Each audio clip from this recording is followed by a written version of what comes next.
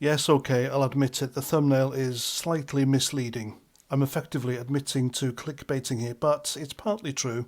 Elon Musk, the head of Doge in the new Trump administration, has defunded the BBC, well, to the tune of 8%, but still, 8% is millions of US taxpayers' money. And I didn't know that. Not many people knew that. This Trump administration is doing God's work. It's shedding light on all the financial and other corruption committed by the shady Democrats, which they tried to hide away. Now, in case you're wondering, USAID is their version of foreign aid, and it's now open to allegations of mismanagement and corruption, and it was basically funding globalist propaganda for quite some time. It gave money to Bill Gates, George Soros, the World Economic Forum, and others, to the tune of billions of dollars. And the BBC isn't happy. It put out a statement saying basically a free press is essential to freedom and democracy. The BBC, freedom and democracy and free press isn't something you'd put in the same sentence as the BBC. It really isn't. It's biased, it's one-sided, and it's corrupt. And it's also a training ground for wrong-uns. Now, it says it needs this money so that it can support local media around the world. Of course, by local media, I mean globalist propaganda. Anyway, it goes on, or cries on.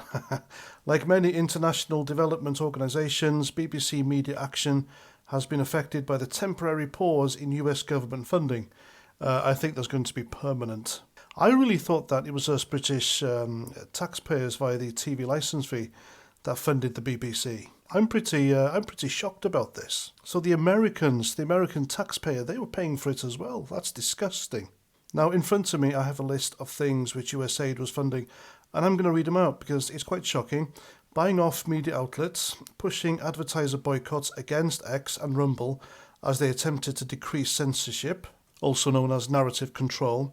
They were pushing war propaganda, the Ukraine war, funding opposition groups in foreign lands to foment revolutions, funding lawfare against the former president of the United States and his supporters. Of course, they mean Trump here. I think it's well known that somebody somewhere in a very high place was out to get President Trump while he was president and after, during Joe Biden's term in the White House. And the list is even longer. I mean, even the White House press secretary, Caroline Leavitt, she read out a list of things which the Democrats were funding via USAID, and it's insane. They were quite literally woke vanity projects, ridiculous things. But the fact that Trump and Musk are on top of this now and exposing what's going on, it's a good thing. And thinking about it, maybe that's why Keir Starmer made a statement recently about wanting people who watch streaming services like Netflix and Disney and Amazon Prime to also pay the TV licence fee, even though they don't watch the BBC. Because he knew this was coming. He knew Trump and Musk would look into what's going on there and they'd find out. And of course, it's important for people like Keir Starmer that the BBC continues its propaganda to suit his ends, really. Who knows? It's just a theory of mine.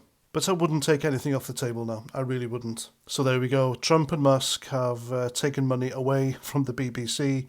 The BBC have cried about it a lot. And hopefully it won't be long before they follow Sly News and just go bust because nobody's watching them. Nobody believes the mainstream media anymore because they lie. They lie and try to control the narrative, and that's not right. And the sooner they're gone, the better. And that's that. I'm Paz49. Thanks for watching, and I'll see you at the next one. Roger Trout.